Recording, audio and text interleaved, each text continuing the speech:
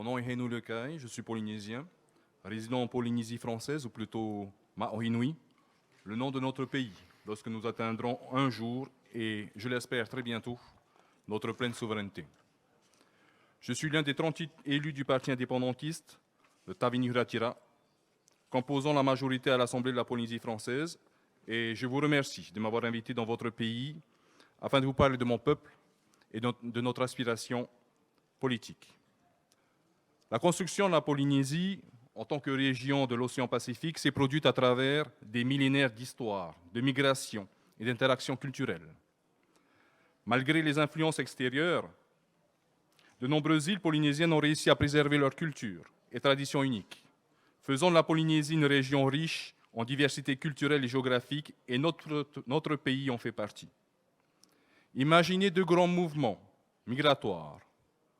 Le premier s'est produit il y a 50 à 70 000 ans et a amené des chasseurs-cueilleurs venus d'Asie à peupler l'insule Inde, depuis l'Océanie proche.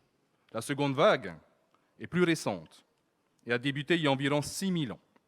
Des agriculteurs et navigateurs venus de Taïwan et parlant les langues austronésiennes se sont installés dans l'insule Inde, plus précisément dans les Philippines, la Malaisie et l'Indonésie.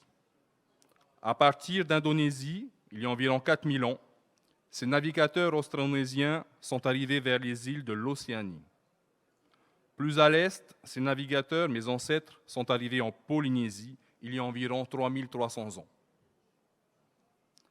Tout comme le peuple azerbaïdjanais, qui a traversé de nombreuses évolutions au fil de son histoire et continue de le faire dans le contexte contemporain, mon peuple, lui aussi, a évolué au gré des échanges et des exodes. Ces rencontres n'ont pas toujours été positives et nous en payons le prix aujourd'hui. La colonisation française. La colonisation du Pacifique a eu des conséquences profondes sur la région et ses peuples autochtones. Elle a laissé un héritage complexe de culture et d'influences européennes, de conflits, de défis de développement et de réflexions sur l'identité et les droits des peuples autochtones. Les colonies françaises de l'outre-mer donnent à la France une présence géographique significative dans la région du Pacifique. Kanaki, Polynésie française, Wallis et Futuna.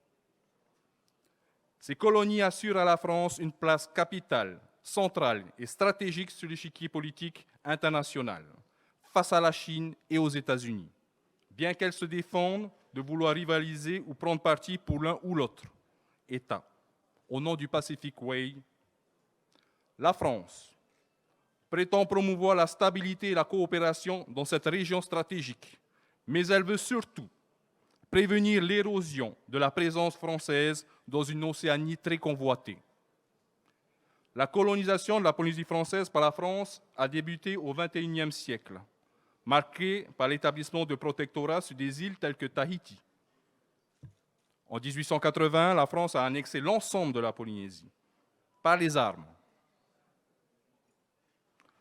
en exploitant ses ressources naturelles et façonnant sa culture par le biais de la christianisation et de l'influence française. Au fil du temps, la Polynésie a évolué vers un statut d'entité d'outre-mer, avec des révisions de son statut accordant une plus grande autonomie, mais une autonomie factice, puisque la France continue à exercer son autorité administrative, politique et économique sur ses colonies. Des débats persistent sur l'indépendance, avec des mouvements locaux en faveur de l'indépendance, mais d'autres préfèrent maintenir des liens avec la France. Les relations politiques et culturelles continuent d'évoluer, laissant un héritage complexe dans notre région. Au XXIe siècle, la colonisation française continue d'avoir des conséquences sur la Polynésie française, en influençant sa politique, sa culture, son économie et ses relations internationales.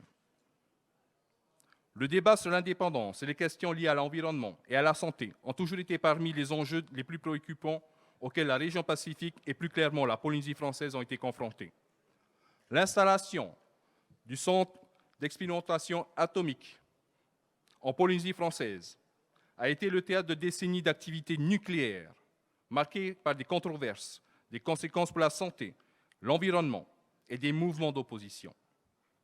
La fin des essais nucléaires français en Polynésie a marqué une étape importante, mais l'héritage de ces essais continue de façonner les relations et les débats dans la région. Aujourd'hui, grâce à l'électricité nucléaire, acquis grâce aux essais nucléaires que la France a fait en Polynésie, et grâce au peuple polynésien, la France colonisatrice fait des économies de près de 26,5 milliards de dollars chaque année en important moins de gaz et de charbon. Grâce au peuple polynésien, le nucléaire assure 77% de l'électricité de la France, 77% de sa souveraineté énergétique. Grâce au peuple polynésien, la France est devenue le deuxième producteur mondial d'électricité nucléaire et le premier exportateur mondial d'équipements et de services nucléaires pour près de 7,5 milliards de dollars par an. Grâce au peuple polynésien, le chiffre d'affaires de l'industrie civile du nucléaire français est de près de 53 milliards de dollars par an. Grâce au peuple polynésien, l'industrie civile nucléaire française recrute 410 000 personnes par an lorsque nous, Polynésiens, nous sommes moins de 305 000 habitants dans notre pays. Grâce au peuple polynésien, la France colonisatrice a acquis sa souveraineté militaire, énergétique et politique. Souveraineté qu'elle nous refuse. La France nous est redevable et a besoin de nous pour affirmer encore son influence dans notre région pacifique en nous utilisant comme un outil d'extension de sa puissance coloniale. Sans la Polynésie française, sans Kanaki, sans Wallis et Futuna, la France ne serait pas une puissance dans le Pacifique.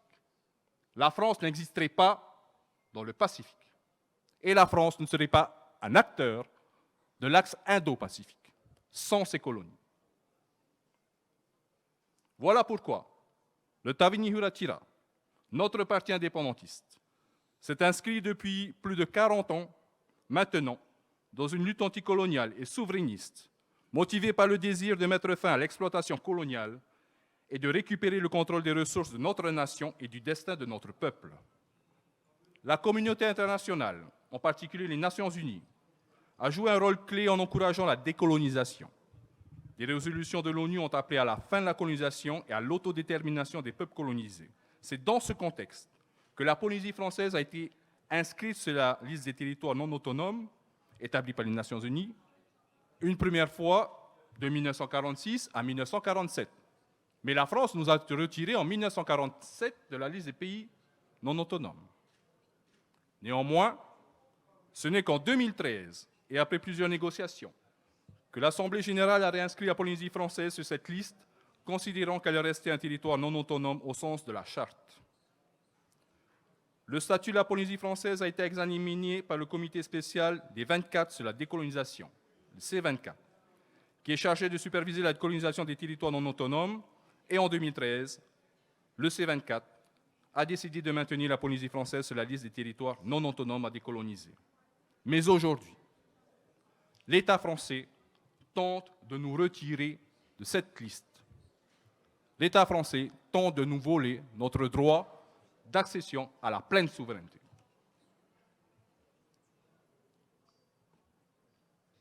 Aujourd'hui, nous vivons une nouvelle phase de la colonisation française. L'État français nous vole nos jeunes. Nous sommes une population de 300 000 habitants.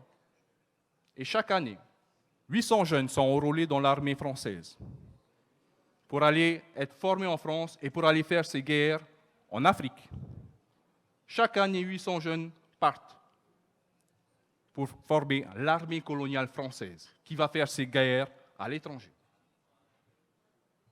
Et en même temps,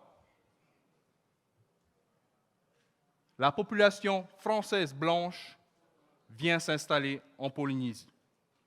Nous sommes rentrés dans une nouvelle phase de la colonisation du remplacement du peuple autochtone. Aujourd'hui, nous voici devant vous par le biais du groupe d'initiative de Bakou, que nous remercions pour l'invitation, afin de vous adresser nos sincères remerciements pour l'intérêt que vous portez à notre cause. Nous serons attentifs à tous les travaux du mouvement des pays non alignés. Nous savons que cette plateforme est importante pour les États membres qui cherche à promouvoir la paix, la coopération internationale et le respect de la souveraineté nationale.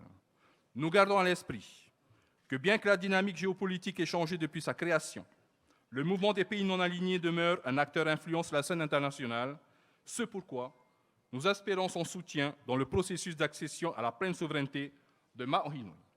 Maruru, merci à tous.